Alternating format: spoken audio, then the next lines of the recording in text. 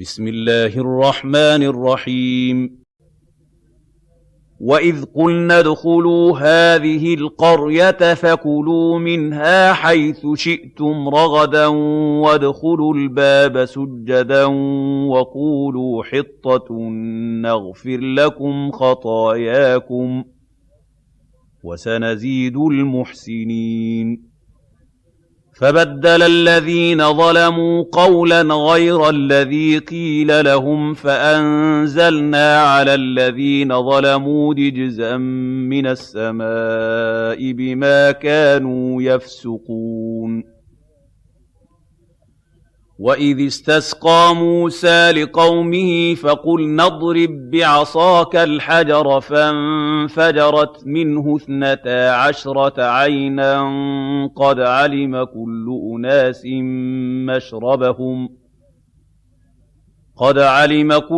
أناس مشربهم كلوا واشربوا من رزق الله ولا تعثوا في الأرض مفسدين وَإِذْ قُلْتُمْ يَا مُوسَىٰ لَن نَّصْبِرَ عَلَىٰ طَعَامٍ وَاحِدٍ فَادْعُ لَنَا رَبَّكَ يُخْرِجْ لَنَا مِمَّا تُنبِتُ الْأَرْضُ مِن بَقْلِهَا وَقِثَّائِهَا وَفُومِهَا وَعَدَسِهَا وَبَصَلِهَا فادع لنا ربك يخرج لنا مما تنبت الأرض من بقلها وقثائها وفومها وعدسها وبصلها قال أتستبدلون الذي هو أدنى بالذي هو خير اهبطوا مصرا فإن لكم ما سألتم وضربت عليهم الذلة والمسكنة وباءوا بغضب من الله ذلك بأنهم كانوا يكفرون بآيات الله ويقتلون النبيين بغير الحق ذلك بما عصوا وكانوا يعتدون بسم اللہ الرحمن الرحیم الحمد للہ رب العالمین والصلاة والسلام علی اشرف الانبیاء وسید المرسلین اما بعد رب اشرح لی صدری ویسر لی امری واحلل عقدۃ من لسانی یفقهوا قولی ربنا زدنا علما۔ آج ہم انشاءاللہ سورۃ البقرہ کی آیت نمبر 58 سے 61 تک پڑھیں گے۔ ان آیات کے اندر اللہ رب العزت نے بنی اسرائیل ہی کے متعلق مزید تذکرہ کیا ہے، اور ان آیات میں بنی اسرائیل کی ناشکری اور ان کی نافرمانیوں کا بیان ہے، اور پھر اس کے نتیجے میں اللہ رب العزت نے جو ان پر غضب کا اظہار کیا ہے اور ان پر جو ذلت و رسوائی اور محتاجی مسلط کی اس کا بیان ملتا ہے۔ اللہ رب العزت آیت نمبر 58 اور 59 میں ارشاد فرماتے ہیں وَإِذْ قُلْنَا اور اِذْ قُلْنَا جب ہم نے کہا، ادخلوا اور یہ حکمیہ جملہ ہے، ادخلوا داخل ہو جاؤ، هَذِهِ الْقَرْيَةَ حاضی حاضہ مطلب یہ اور حاضی مؤنث کے لیے ہے، حاضی یہ القریۃ بستی، اس بستی کے اندر، فکلو اور کھاؤ، پس کھاؤ، فا مطلب پس، سو کھاؤ، منہا اس میں سے، حیث شئتم حیث جہاں کہیں سے، شئتم تم چاہو، اور یہی سملر ورڈ جو ہیں اللہ رب العزت نے آدم علیہ السلام کے لیے پچھلی آیات میں بیان کیے تھے کہ جہاں سے تم مرضی چاہو جنت میں کھاؤ، تو ان کے لیے بھی یہی کہا جا رہا ہے کہ جہاں سے تم چاہو کھاؤ، رغدن بغیر کسی فکر کے، اطمینان کے ساتھ، یعنی کوئی جلدی نہیں ہے، کوئی اس میں ایسی چیز نہیں ہے، آرام سے اطمینان کے ساتھ جو کچھ چاہے جہاں سے چاہے کھاؤ، وادخلوا اور داخل ہو جاؤ، الباب دروازے کے اندر، سجدن سجدہ کرتے ہوئے، وقولوا اور کہو، تم سب کہو، قولو تم سب کہو، हित्तातुन, हित्तातुन कहो, ये एक लफ्ज है और इसका मतलब है बख्शिश तलब करना, यानी बख्शिश तलब करते हुए ये दाखिल हो जाओ और सजदा करते हुए दरवाजे में से दाखिल हो। नगफिर लकुम, नगफिर गुफरान से, मगफिरत से लफ्ज है ये।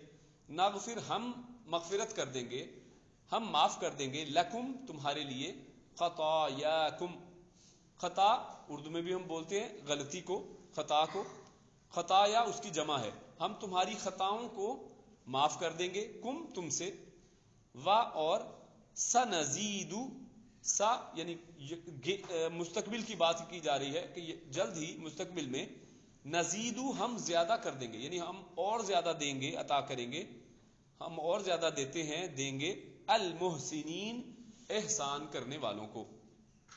फबद्दल अल्लज़ीना ज़लमू, फा पस बद्दला तब्दील कर दिया, अल्लज़ीना उन लोगों ने, ज़लमू जिन्होंने जुल्म किया, बद्दला वही तब्दील करना उर्दू में भी इस्तेमाल होता है, अल्लज़ीना बार बार आ रहा है, वो लोग जो, ज़लमू जिन्होंने जुल्म किया, यानी यही यहूद उससे मुराद है, कौलन एक दूसरे कौल के साथ, यानी अल्लाह ने उनको हुक्म दिया, कूलू हित्तातुन, उन्होंने उसकी जगह एक नई बात कर दी, और कौलन एक ऐसी बात की, गैरा इलावा, गैर का मतलब जैसे गैरिल मगदूबी अलैहिम, यानी उसके अलावा जो मगदूब हैं, तो गैरा इलावा, अल्लज़ी उसके जो, कीला कहा गया था, लहुम उनसे, फ़अंज़लना फिर हमने नाजिल कर दिया, अलल्लज़ीना उन लोगों के ऊपर, ज़लमू जिन्होंने जुल्म किया था, रिजजन अल्लाह ने उनके ऊपर रिज्ज नाजिल कर दिया, और रिज से मुराद अजाब भी है और रिज से मुराद ताउन की बीमारी भी है,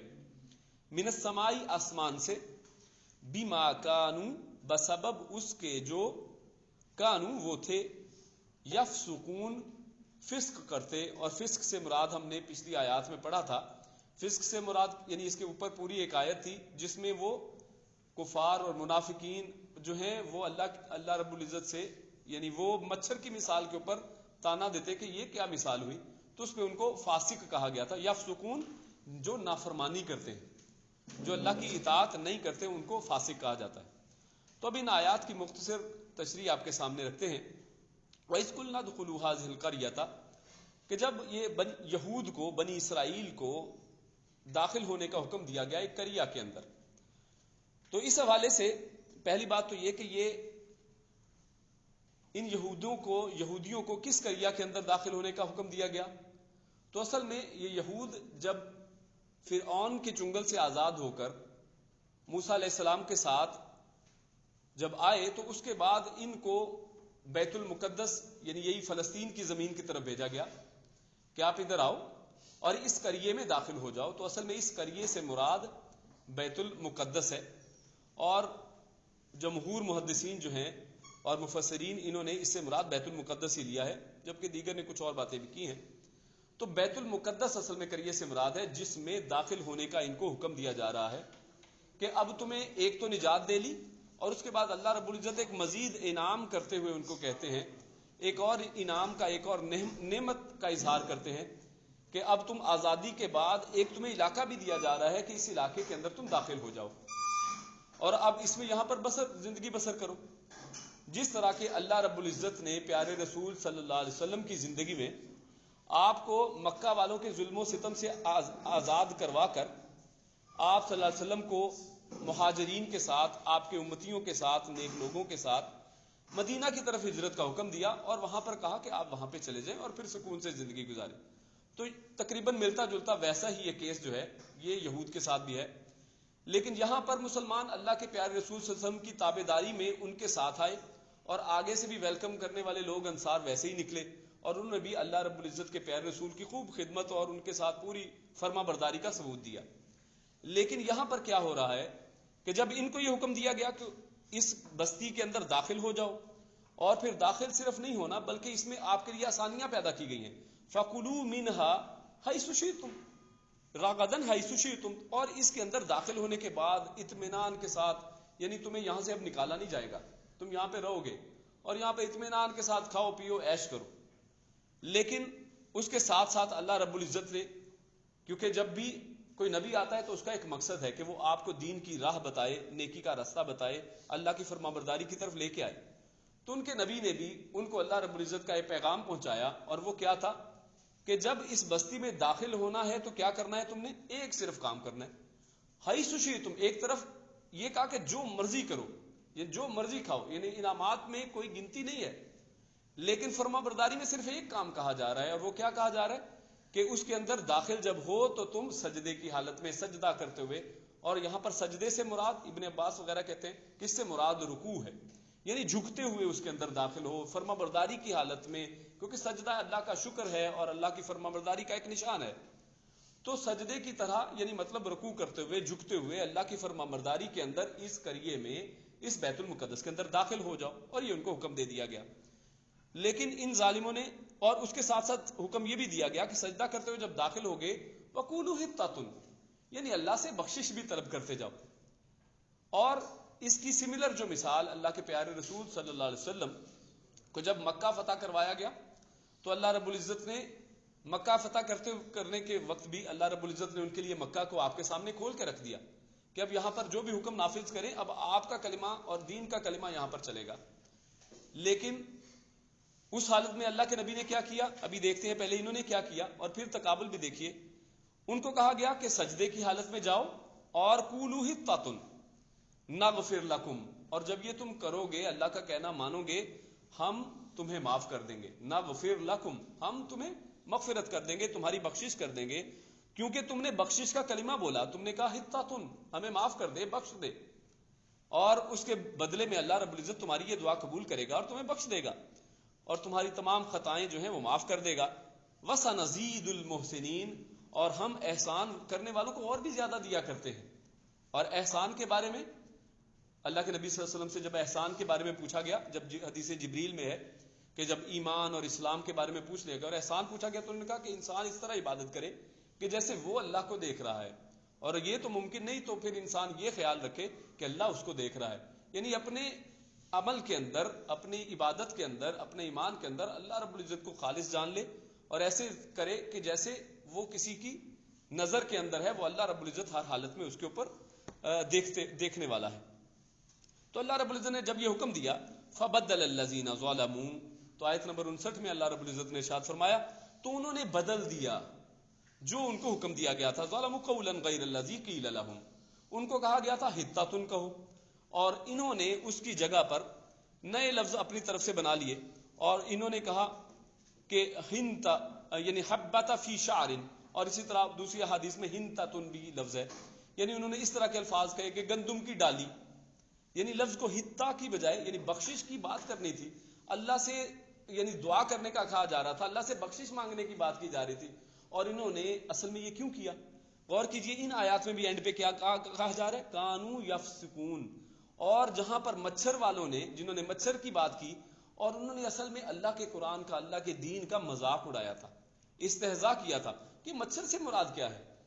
اور یہاں پر بھی اصل میں یہ اللہ رب العزت کے احکامات کا مذاق اڑا رہے ہیں، اور یہ کہہ رہے ہیں حطۃ کہنے کی بجائے ہنتۃ یا حبۃ فی شعر، اور یعنی انہوں نے الفاظ کو بدلا، دین کا مذاق اڑایا، دین پہ عمل نہ کرتے چلو اور بات تھی، انہوں نے اس کے ساتھ ساتھ اس کا مذاق اڑایا اور الفاظ کو اپنے الفاظ میں بدل دیا، جس کے بارے میں پچھلی آیات میں پڑھائے ہیں کہ یہ اللہ کے قول کو یا اللہ کے کلام کو تھوڑی سی قیمت میں بیچنے والے ہیں.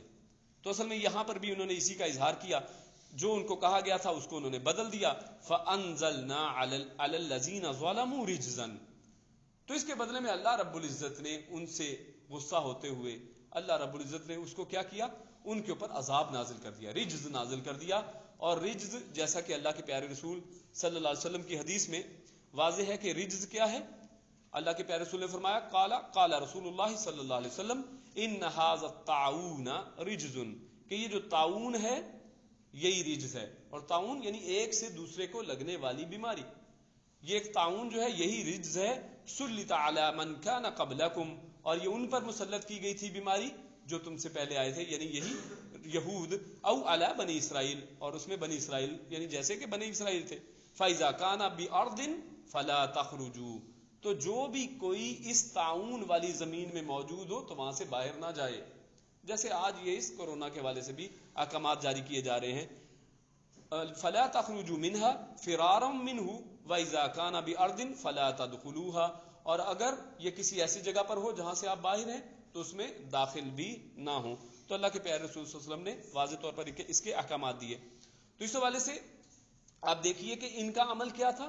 جبکہ پیارے رسول صلی اللہ علیہ وسلم کو جب مکہ فتح کروایا جاتا ہے تو اللہ کے پیارے رسول صلی اللہ علیہ وسلم ان کے بارے میں صحابہ کرام بیان کرتے ہیں کس طرح داخل ہوئے کہ اپنی اونٹنی پر سوار تھے اور وہ اس طرح جھکے ہوئے تھے کہ اللہ کے پیارے رسول صلی اللہ علیہ وسلم کا جو پیشانی مبارک ہے وہ اونٹنی کے اوپر جو پالان ہے اس کے ساتھ لگی ہوئی تھی، یعنی اتنا جھکے ہوئے تھے.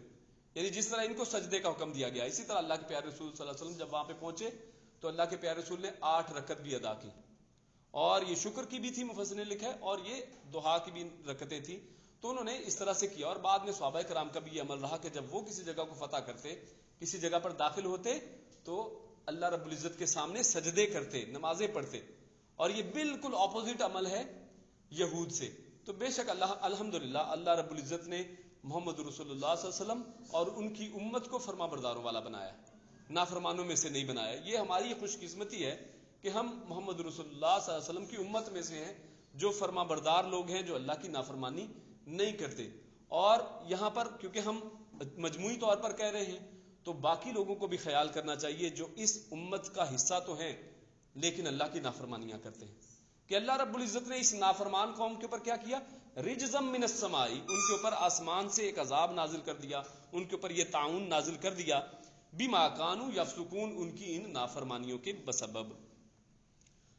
اس کے بعد آیت نمبر 60 میں اللہ رب العزت ارشاد فرماتے ہیں وَإِذِ اسْتَسْقَىٰ مُوسَىٰ لِقَوْمِهِ، وَإِذْ اور اِذ وہی اذا ہے اصل میں، جب استسقا، تو تسقی یا تسقا جو ہے یہ کیا ہے، پانی مانگنا، پانی کے بارے میں ہوتا ہے، یعنی پانی پلانے کو کہا جاتا ہے. اور شروع میں الف سین تا جو لگا ہے اس سے مراد طلب کرنا ہے. وَإِذِ اسْتَسْقَىٰ، جب طلب کیا پانی کو، موسیٰ علیہ السلام نے، لِقَوْمِهِ اپنی قوم کے لیے، یعنی ان کی قوم نے، موسیٰ علیہ السلام کی قوم نے جب وادی تی میں یہ تھے تو اس وقت اس واقعے کے بارے میں دونوں رائے ہیں کہ یا تو یہ واقعہ وادی تی میں ہونے کے بارے میں ہے اور یا پھر یہ اس وقت کا ہے کہ جب یہ صحرائے سینا میں پھر رہے تھے اور جہاں پر من و سلوہ دیا گیا تھا اس حوالے سے اسی جگہ کا واقعہ ہے. اینی ویز واللہ عالم کہ جب یہ واقعہ ہوا تو موسیٰ علیہ السلام نے اللہ رب العزت سے پانی کو طلب کیا. وَإِذِ اسْتَسْقَىٰ مُوسَىٰ لِقَوْمِهِ، اپنی قوم کی خاطر. فَقُلْنَا، تو ہم نے کہا، یعنی اللہ رب العزت نے اس کے جواب میں کیا کہا، فَقُلْنَا ضْرِبْ، تو ضرب لگاؤ، مارو. نضرب، فَقُلْنَا، پھر ہم نے کہا، نضرب یعنی اضرب یعنی مارو، بِعَصَاكَ، اپنی عصا کے ساتھ، اپنی لاٹھی کے ساتھ، الحجر، اس پتھر کو. تو اصل میں اس حوالے سے بھی بہت سی باتیں ہیں جن میں ایک حدیث میں یہ پتھر کے حوالے سے ابن عباس رضی اللہ تعالیٰ عنہ وہ فرماتے ہیں کہ یہ پتھر ایک چوکور قسم کا پتھر تھا، اور بعض روایات میں اس طرح سے بھی ہے کہ یہ خیر اسرائیلی روایات ہے لیکن عبداللہ ابن عباس نے ان کو بیان کیا ہے. اور کیونکہ جو ٹکراتی نہ ہو اسرائیلی روایات اس کو بیان کیا جا سکتا ہے جس میں عقیدے یا کسی یعنی دین اسلام کے شاعر کے خلاف نہ ہو، دین اسلام کے احکامات کے خلاف نہ ہو، تو اس حوالے سے. لیکن یہ کوئی ظاہر ہے یعنی یہ اللہ کے پیارے رسول صلی اللہ علیہ وسلم کے اقوال نہیں ہیں اور یہ اسرائیلی روایات ہے. لیکن ان کے مطابق یہ ہے کہ یہ ایک پتھر تھا جو چوکور تھا اور ایک کہہ لیں بیل کے سر کے برابر اس کا سائز تھا، اور یہ اس کو اٹھا لیا کرتے تھے اور اپنے ساتھ ساتھ لے جاتے تھے. یہ چوکور پتھر تھا. اور جب اللہ رب العزت نے حکم دیا کہ مارو، اس میں اب چند نکتے ہیں وہ یاد رکھیں. نمبر 1 کہ جب ان کی قوم کو، موسیٰ علیہ السلام کی قوم یہود کو پانی کی طلب ہوئی تو قوم نے کس سے کہا، موسیٰ علیہ السلام سے. اور موسیٰ علیہ السلام نے کیا کہا، کیا خود ہی مار دیا؟ خود نہیں مارا، حالانکہ لاٹھی موجود ہے. اس کا مطلب ہے لاٹھی میں کوئی جادو نہیں ہے، لاٹھی کے اندر کوئی معجزہ نہیں ہے، لاٹھی کے اندر کوئی کرامت نہیں ہے، بلکہ ہر چیز جو ہے اللہ رب العزت کی طرف ہے. انہوں نے اللہ رب العزت سے طلب کیا کہ میری قوم کو پانی چاہیے. تو اللہ رب العزت نے پھر یہ نہیں کہا کہ تمہارے پاس پہلی لاٹھی میں نے دے تو دی ہے، جو مرضی کرتے پھر. ایسا نہیں ہے. یعنی جیسے آج کرامات اولیاء کے نام پہ وہ کہتے ہیں کہ جی ان کے پاس بھی کرامات ہیں، اور کرامات بے شک ہم مانتے ہیں کہ کرامات ہوتی ہیں، لیکن یہ کرامت کسی کے اپنے ہاتھ میں نہیں ہوتی کہ جب مرضی چاہے کر لے. موسیٰ علیہ السلام کے ہاتھ میں نہیں ہے، لاٹھی ہر وقت اپنے ہاتھ میں ہے، لیکن وہ لاٹھی کیا کیا کرے گی نہ موسیٰ علیہ السلام کو پتا ہے اور نہ ہی ان کے اپنے کنٹرول میں ہے. جب اللہ رب العزت حکم کریں گے تو وہ لاٹھی سے وہ کام ہوگا جو اللہ رب العزت مرحمت فرمائیں گے، جو اجازت دیں گے، اور جو اسے کروانا چاہیں گے کر لیں گے. تو اللہ رب العزت نے پھر حکم دیا کہ اس لاٹھی کو اس پتھر کے اوپر مارو. موسیٰ علیہ السلام نے جب اس لاٹھی کو اس پتھر پہ مارا تو اس چوکور پتھر کے چاروں طرف سے 3 چشمے پھوٹ پڑے. کیونکہ یہ یہودا کی اولاد ہے، یہود کہلاتے ہیں، تو اس سے ایک دو چیزیں، دو روایتیں. ایک تو یہ ہے کہ یہود یعقوب علیہ السلام کے ایک بیٹے کا نام تھا یہودا، تو اس سے ان کا نام یہود ہے. اور دوسرا یہ ہے کہ یہ اصل میں اس حوالے سے نہیں ہے، بلکہ یہ ہل کی عبادت کرتے ہیں، تو اس کو بھی یہود کہتے ہیں، یعنی ہل کی عبادت کرنے والوں کو. وٹ ایور، یعنی یہ یہودی جو تھے، انہوں نے جب یہ اپنی موسیٰ علیہ السلام سے پانی مانگا تو موسیٰ علیہ السلام نے اللہ رب العزت سے التجا کی، اور اللہ رب العزت نے حکم دیا لاٹھی مارنے کا، اور اس سے پانی جاری ہو گیا.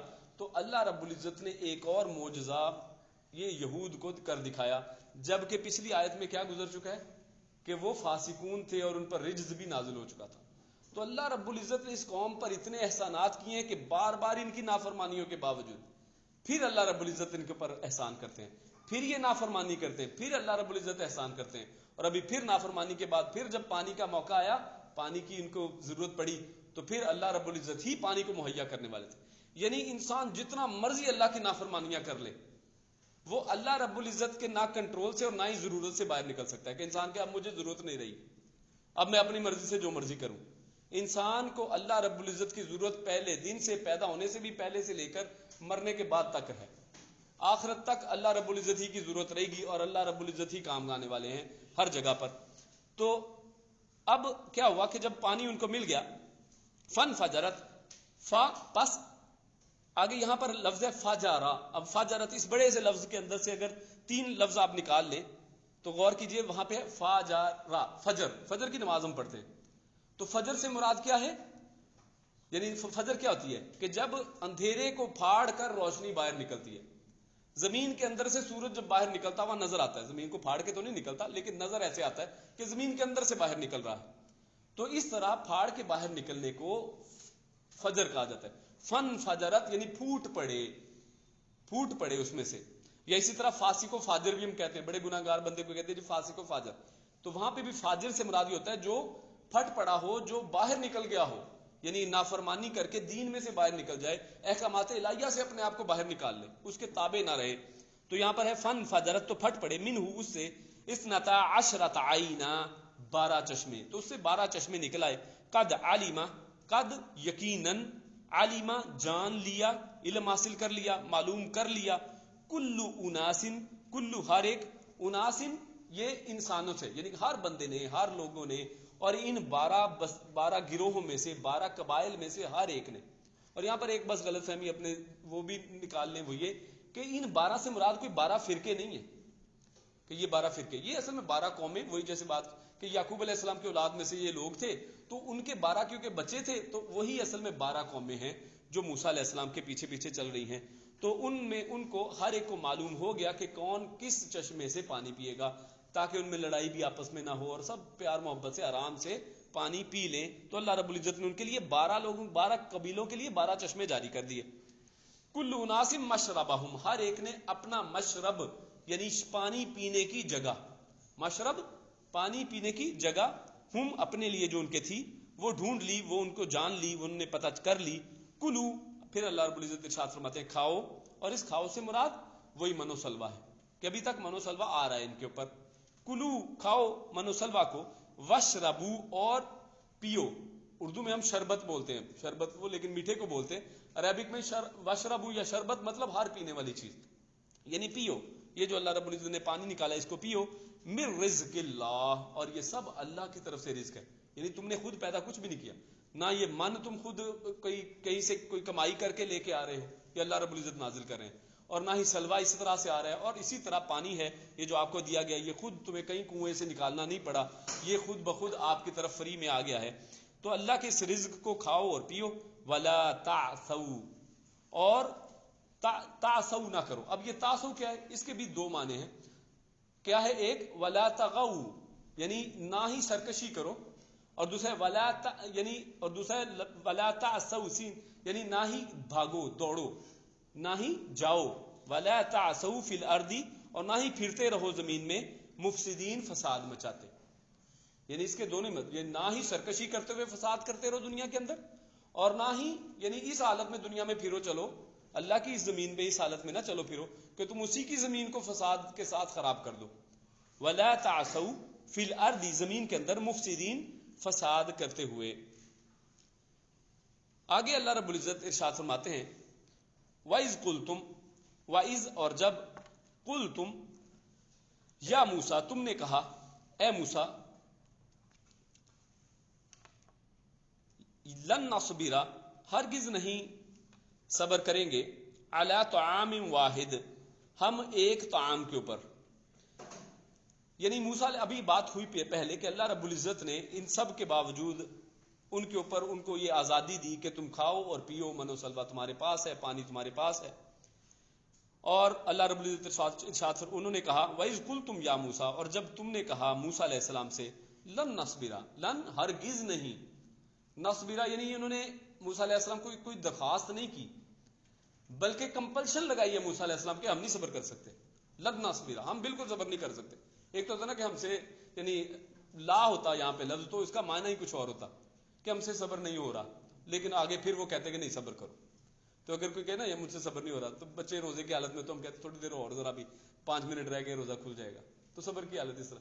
لن نصبر، ہم صبر کر ہی نہیں سکتے. انہوں نے اس طرح اینگل میں اب بات کی ہے. علی طعام، علی اوپر، طعام کھانے کے اوپر، کھانے کی چیز کے اوپر، واحد ایک کھانے کے اوپر. اور اس سے مراد کیا ہے؟ من و سلوہ، یعنی کیونکہ من و سلوہ اتر رہا تھا اور یہ اس کو کھا رہے تھے فری میں. تو اب اس کو یہ کہہ رہے ہیں یہ جو ایک ہی کھانا ہے، ڈیلی ہم ایک ہی چیز کھاتے ہیں، تو اس سے ہمیں صبر نہیں اب ہوتا، اب ہم کچھ اور چاہتے ہیں. فدعو، پس دعا کیجئے، فدعو دعا کیجئے، لنا ہمارے لیے، ربک اپنے رب سے. اب یہاں پر بھی دیکھیے ایک اور نافرمانی اور ایک اور کفر جو ہے کہ انہوں نے یہ نہیں کہا کہ ہمارا رب، انہوں نے کہا ربو کا، تمہارا رب. موسیٰ علیہ السلام ان کو طوفان سے اور سمندر پار کروا کے فرعون کے عذاب سے نکال کے لے آئے تھے، اور اس کے باوجود ان کی باتیں اسی طرح ہیں اور ہر چیز سے ان کو آزادی مل چکی ہے. لیکن اس کے بعد وہاں پہ آپ نے دیکھا پچھلی آیات کے اندر کہ جب موسیٰ علیہ السلام ان کو اپنے ساتھ کوہ طور پر لے کے گئے ہیں تو وہاں پر بھی انہوں نے کہا لن نؤمن لک، ہم آپ پہ بالکل ایمان نہیں لے کے آئیں گے جب تک کہ اللہ تعالیٰ کو ہم جا رہا تھا نہ دیکھ لیں. یعنی ایمان ابھی تک اندر داخل ہی نہیں ہو رہا. آزادیاں مل رہی ہیں، اللہ رب العزت کی آیات واضح ہیں، اللہ رب العزت کے معجزات سامنے آنکھوں سے دیکھ رہے ہیں، اللہ کا نبی ساتھ ساتھ ہر جگہ سے مشکل سے نکال کے لے کے آ رہا ہے، عذابوں سے جان چھٹ چکی ہے، اس کے باوجود ابھی تک ایمان ان کے اندر داخل ہی نہیں ہوا. حالت دیکھیے. تو کہہ رہے ہیں کہ ہم سے صبر نہیں ہوتا. فدعو، پس دعا کیجئے، لنا ہمارے لیے، ربک اپنے رب سے، یخرج لنا کہ وہ نکالے ہمارے لیے، یخرج وہ نکالے، لنا ہمارے لیے، مما، تو یہ دو لفظوں کا مرکب ہے، من اور ما. من سے، ما جو، یعنی اس میں سے جو، تنبتو یہ ہم اردو میں لفظ استعمال کرتے ہیں نباتات، نباتات یعنی جو چیزیں زمین سے گرو کرتی ہیں، جو بھی اگتا ہے اس کو نباتات کہتے ہیں، یعنی کوئی بھی گرین چیزیں جو گراس ہے یا کچھ بھی، تو جو زمین سے اگتا ہے، مما تنبتو جو بھی اگتا ہے، الارض زمین سے، وہ نکالے ہمارے لیے اللہ تمہارا رب، مم بقلیہا، اور ان میں سے بھی خاص انہوں نے چیزیں کچھ مانگی اور ان کا ذکر یہاں پہ ہے، مم بقلیہا. اور بقلیہا سے مراد ساگ، ہمیں ساگ چاہیے، یعنی ہمیں یہ چکن روسٹ نہیں چاہیے. ان کو اللہ رب العزت اوپر سے تیتر اور بٹیر اور ان کو مزے کی شہد جیسی چیزیں مل رہی تھی اور فری میں، اور اللہ رب العزت نے رزق کے لیے کیا کہا تھا؟ طیبات، یعنی یہ پاکیزہ بھی ہے، یہ صرف خالی کوئی رزق نہیں ہے بلکہ پاک رزق ہے. اور پاک سے مراد کس سے؟ آج غور کریں، بہت سے اس طرح کے کھانے ہیں کہ جو کولیسٹرول سے پاک نہیں ہے، کوئی فیٹ سے پاک نہیں ہے، یعنی اللہ رب العزت کے پاک کھانا ہے، پاکیزہ کھانا، یعنی وہ بڑا آپ کے لیے ہیلدی بھی ہے، ہر طرح سے بہترین ہے آپ کے لیے. اللہ رب العزت وہ کھانا آپ کے لیے اتارے ہیں اور اس کی جگہ پر تم کیا مانگ رہے ہو؟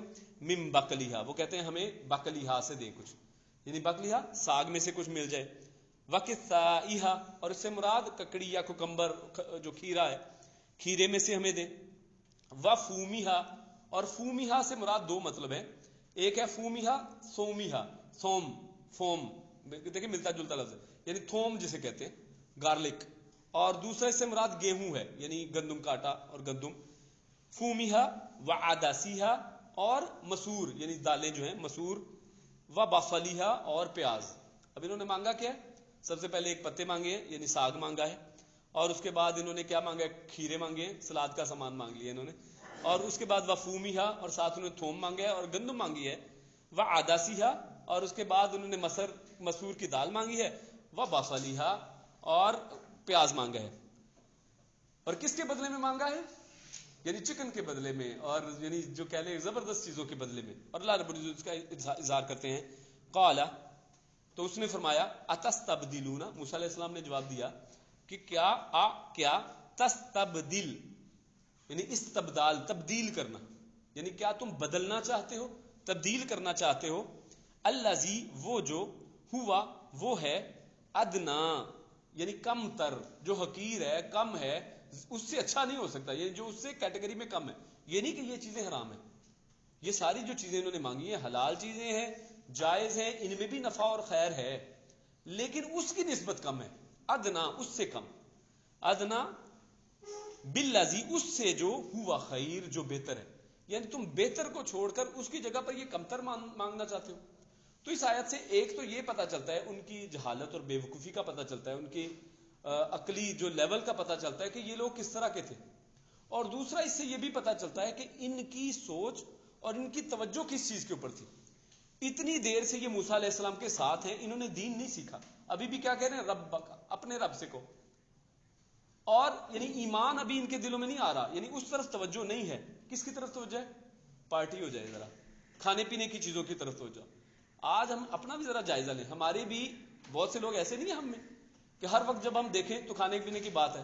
اچھا ذرا اب پھر کس دن جا رہے ہیں، رات کو کیا بنے گا، صبح فکر ہی صرف یہ ہے کہ کھانا پینا، یار جی ہمارے گھر میں صرف دال ہی بنتی ہے، یعنی کم سمجھنا. اور یعنی ہر وقت جو صرف کھانے پینے کی طرف جو فکر ہے اور پارٹیوں کی جو فکر ہے، یہ فکر اصل میں ان کو لگی ہے. ایمان کے بارے میں ان کی حالت کیا ہے؟ ایک عرصے سے موسیٰ علیہ السلام کے ساتھ ہیں اور اس کے باوجود کیا کہہ رہے ہیں؟ اپنے رب سے کہیے. ابھی انہوں نے اپنا رب نہیں بنایا اس رب کو، ابھی بھی وہ پرایا رب ہے. اور جبکہ دوسری طرف کھانے پینے کی طرف توجہ ہے ان کی. اور آگے وہ کہتے ہیں، جب موسیٰ علیہ السلام نے جواباً یہ کہہ دیا کہ کیا تم اس سے بدلنا چاہتے ہو جو اس سے بہتر ہے، اہبطوا، تو پھر ان کے اوپر یہ حکم دے دیا گیا ان کو اس ایک ناجائز قسم کی فرمائش پہ کہ چلو اگر تم یہ چاہتے ہی ہو، تمہیں یہ اچھی چیز نہیں پسند، تو اہبطوا اتر جاؤ. یہ وہی لفظ ہے جو آدم علیہ السلام کے لیے اس وقت استعمال کیا گیا تھا سورہ بقرہ کی شروع کی آیات میں کہ تم سب اتر جاؤ، ٹھیک ہے، زمین کے اوپر. تو یہاں پہ ہے اہبطوا اتر جاؤ مصرن. تو یہاں پر مصر سے مراد کیا ہے؟ مصر سے مراد بعض نے کہا ہے کہ یہ مصر ہی مراد ہو سکتا ہے، لیکن زیادہ صحیح رائے وہ یہ ہے، زیادہ مفسرین نے یہی بات کی ہے کہ مصر سے مراد کوئی بھی شہر، یعنی شہروں میں چلے جاؤ. اگر تمہیں یہی چیزیں مل چاہیے نا، یعنی جو چیزیں ہم دے رہے ہیں من و سلوا، اس کے لیے تمہیں کہیں جانے کی بھی ضرورت نہیں ہے، بیٹھو موج کرو. تمہیں بیت المقدس میں جگہ دے دی گئی ہے، یہاں پہ سکون سے رہ رہے ہو، من و سلوا آ رہا ہے اور سکون سے کھاؤ زندہ رہو. لیکن اس کے باوجود جب یہ مانگ رہے ہو تو اچھا اگر تمہیں یہ چاہیے تو جاؤ پھر کسی بھی شہر کے اندر. یہاں پہ مصرن یہاں پہ کیا ہے؟ نکرہ کے طور پہ، یعنی کوئی بھی شہر، تم کسی بھی شہر میں چلے جاؤ، یہ ساری چیزیں تو تمہیں وہاں پہ بھی مل جائیں گی. تو پھر اس کے لیے مجھ سے درخواست کرنے کی ضرورت کیا ہے؟ تم پھر خود ڈائریکٹ جاؤ، جو دل کرتا ہے وہ لو، کرو، کماؤ. تم اپنے آپ کو مصیبت میں ڈالنا چاہتے ہو، اللہ رب العزت کے رزق پہ خوش نہیں ہو، تو پھر مصیبت میں پڑے رہو. اور جاؤ اور شہروں میں جاؤ اور یہ خرید و فروخت کرو اور خود اگاؤ اور خود کھاؤ. اہبطوا مصرا فإن لکم پس ان بے شک لکم تمہارے لیے ہے، ما جو سألتم جس کا تم نے سوال کیا، یعنی جو تم چاہتے ہو وہاں پہ وہ موجود ہے پہلے سے. تمہیں اس کے لیے یہ سب تردد کی یا مجھ سے کہنے کی ضرورت نہیں ہے، جاؤ وہاں پہ پھر خود کھاؤ. یعنی اللہ رب العزت نے اسے ہاتھ کھینچ دیا اور اس منو سلوا سے اپنا ہاتھ کھینچ کے ان کو کہا کہ اب جو چاہتے ہو تم کھاؤ، کسی بھی شہر میں چلے جاؤ. اور اب اس نافرمانی اور اس سے پہلے جو نافرمانیاں آپ کے سامنے گزر گئی ہیں کہ ان کو جب کہا گیا کہ داخل ہو سجدہ کرتے ہوئے اور پھر حتاتن کہو، اور یعنی جا بجا جو نافرمانیاں وہ کرتے رہے. آگے اللہ رب العزت ارشاد فرماتے ہیں وَضُرِبَتْ، تو کیا ضربہ کا مطلب کیا؟ مارنا. تو مار دی گئی یا چپکا دی گئی. ضُرِبَتْ کا مطلب کیا ہے؟ یعنی اس طرح سے زور سے مارنا. آپ نے دیکھا ہوگا جو روٹیاں لگاتے ہیں تندور میں، تو روٹی کو جب اوپر رکھتے ہیں تو اس کو بھی اچھی طرح سے چپکاتے ہیں مار کے، تاکہ وہ نیچے لگاتے ہوئے گر نہ جائے. اور اسی طرح جب تندور میں لگاتے ہیں تو اس کو بھی زور سے مارتے ہیں کہ وہ چپک جائے، گرے نہ. تو یہاں پہ بھی وہی لفظ ہے وَضُرِبَتْ. تو ان کو اس طرح ماری گئی، زور سے چپکائی گئی. علیہم ان کے اوپر الذلہ، یعنی صرف ذلیل نہیں کیا گیا ان کو، بلکہ رسوائی ان کو مار دی گئی، ان کے اوپر رسوائی ان کے ساتھ چپک گئی، یعنی اب رسوائی ان سے علیحدہ نہیں ہو سکتی۔ اور واقعی ایسے ہوا، ان نافرمانیوں کے بعد یہ بنی اسرائیل جو ہے، یہ یہود جو ہیں، اس کے بعد یہ پستے آئے ہیں، یہ مار کھاتے آئے ہیں، مسلمانوں کے دور میں بھی رہے اور باقی ادوار میں بھی جس جس دور میں رہے ان کی حالت بری رہی اور ہر جگہ پر ذلت و رسوائی ان کا نصیب بنی۔ علیہم الذلہ، تو ذلت یعنی رسوائی جو ہے ان کے اوپر مار دی گئی، ان کا نصیب کر دی گئی۔ والمسکنہ، مسکنہ محتاجی، یعنی پہلے کیا تھا، انبیاء کے اولاد ہیں، منو سلوا فری میں اوپر سے آ رہا ہے، پانی ان کے پاس ہے، جب چاہے جدھر مرضی پتھر رکھتے تھے، سٹک مارتے تھے، اس کے اوپر پانی نکل آتا تھا، یعنی ہر چیز کے مالک ہیں وہ، جو مرضی۔ بیت المقدس ان کو دے دیا گیا، جاؤ اس میں داخل ہو جاؤ، بیت المقدس کے وارث ٹھہرے۔ کن کی اولاد میں سے ہیں؟ داؤد علیہ السلام کی، سلیمان علیہ السلام کی، بادشاہوں کی اولاد، یعقوب علیہ السلام کی اولاد ہیں۔ اس سب کے اندر سے اب نکال کے اللہ رب العزت کیا کر رہے ہیں، یعنی کدھر کوئی شخص بادشاہ اور بعد میں وہ فقیر بن جائے، تو یہ بات کی جا رہی ہے کہ تمہیں بادشاہت سے نکال کے ذلیل کر کے محتاجی اور فقیری میں ڈال دیا گیا۔ والمسکنہ، اور محتاجی فقیری کے اندر تمہارے پر فقیری مار دی گئی، مسلط کر دی گئی۔ وباؤ، وباؤ لوٹے، اور اسی سے وہ ہم لفظ ایک بولتے ہیں آباء و اجداد، آبا یعنی پچھلے، جو واپس لوٹے، اگر بات کریں تو پچھلوں کی بات ہوتی ہے۔ وباؤ، اور لوٹے یہ لوگ، بغضب، غضب سے، غضب کے ساتھ، یعنی جب گئے تھے اللہ کے حضور، جب یہ تھے موسیٰ علیہ السلام کے پاس، جب یہ تھے تو اس وقت تو یہ ایک نبی کے ساتھ تھے، ایک نبی کی امت تھے، لیکن اپنی نافرمانیوں کے ساتھ، اپنی کمائی کے ساتھ، اپنے کسب کے ساتھ کس حالت میں لوٹے ہیں؟ بغضب، اللہ کا غضب لے کے لوٹے ہیں۔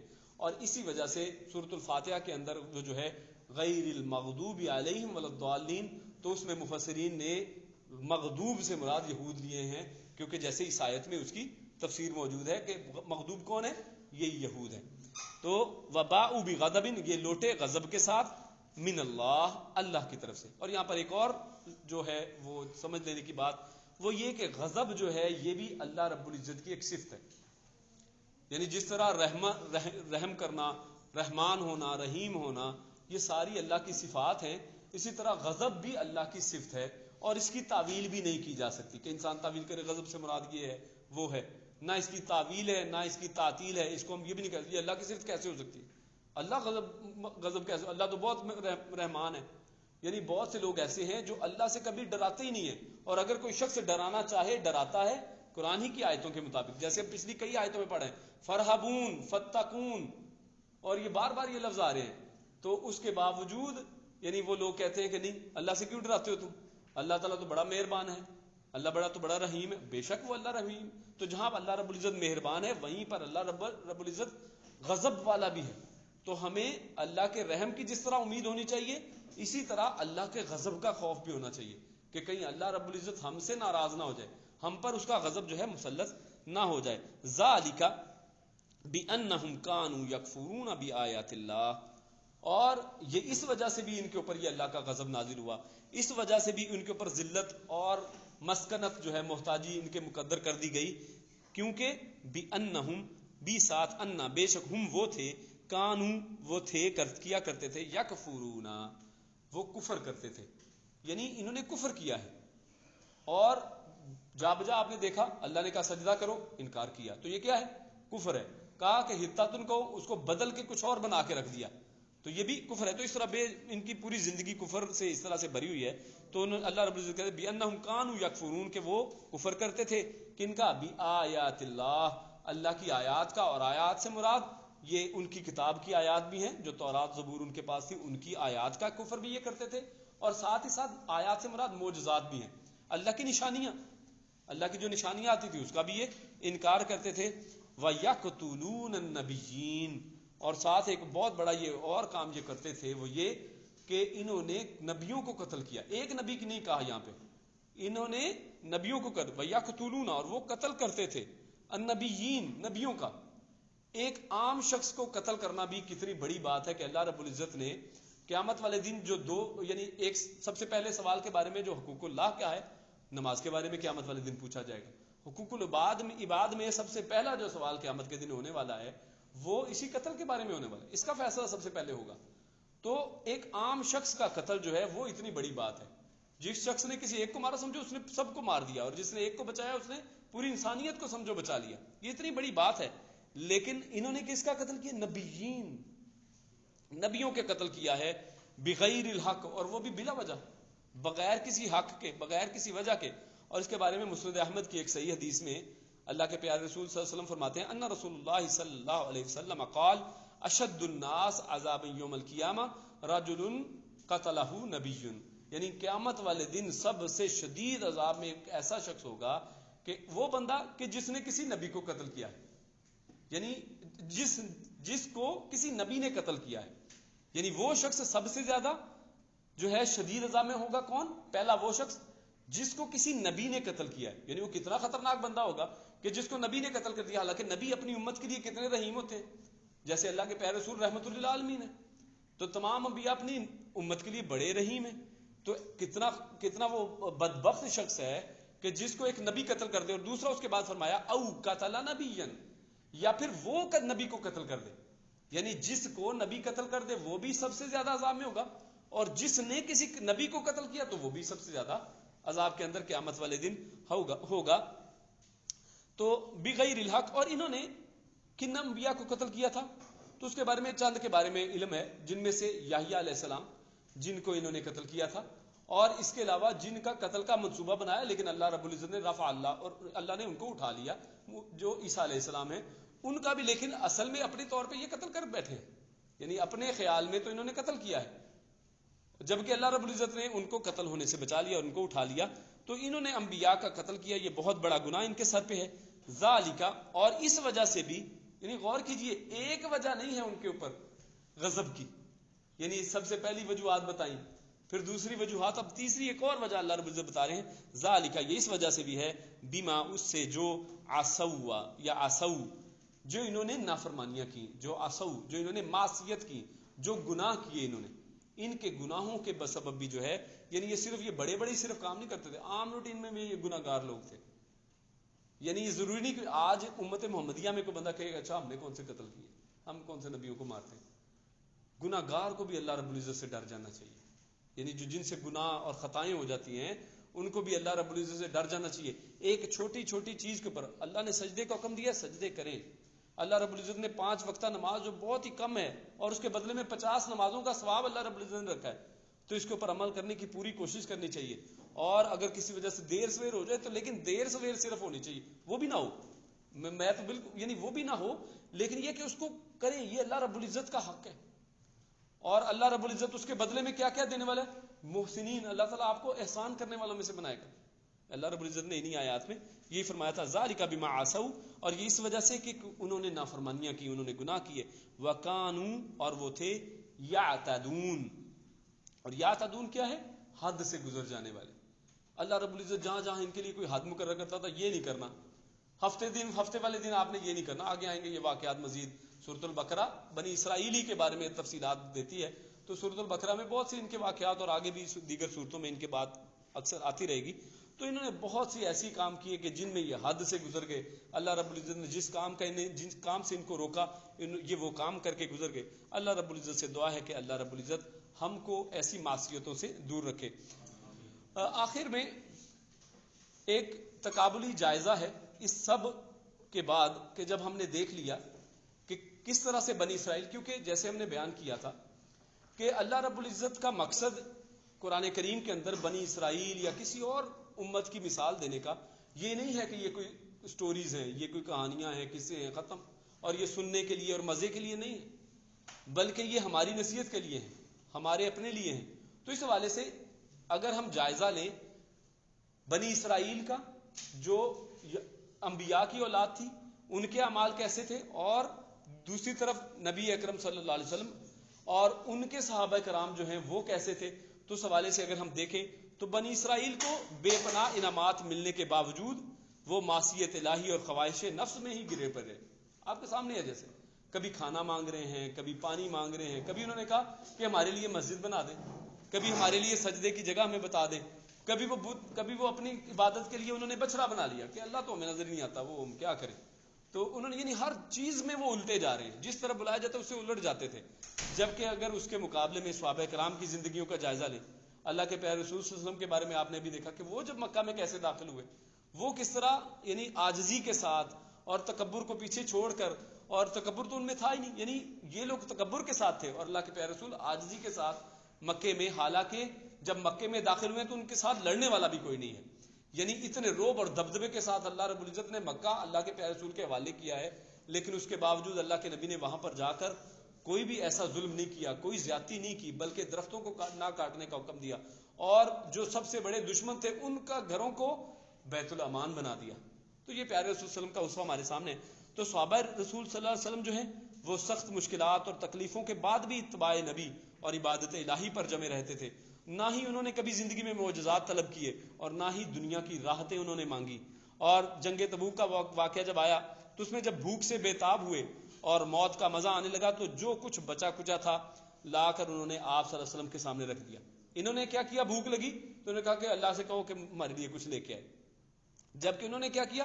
جو ان کے پاس بچا کچا روکھی سوکھی ہے وہی لا کے رکھا، کوئی لمبی چوڑی فرمائشیں نہیں کی. اللہ کے پیارے رسول صلی اللہ علیہ وسلم نے اسی میں برکت کی دعا کی ہے اور اسی سے برکت ہوئی ہے. اور لہٰذا اس سب سے یہ واضح ہو جاتا ہے کہ صحابہ جو ہیں رضی اللہ علیہم اجمعین، ان کی جو ثابت قدمی ہے، ان کی جو اولو العزمی ہے، ان کا جو کامل اتباع ہے اور سچی توحید جو ہے، اس نے ان کی اصحاب موسیٰ علیہ السلام پر قطعی فضیلت جو ہے وہ ثابت کر دی ہے. یہ ہر لحاظ سے دوسرے تمام جو ہیں انبیاء کی جو امتیں ان سے افضل اور ارفع ہیں. اللہ رب العزت سے دعا ہے کہ اللہ رب العزت صحابہ کرام کے درجات کو بلند کرے. اللہ رب العزت ہمیں بھی ان کی اتباع کی توفیق دے اور ہمیں اللہ رب العزت کے پیارے صحابہ کرام ان کی زندگیوں کو پڑھ کے، ان کی زندگیوں کے اوپر انہی کی طرح عمل کر کے ان کے نقش قدم پر چلنے کی توفیق عطا فرمائے. وآخر دعوانا ان الحمد للہ رب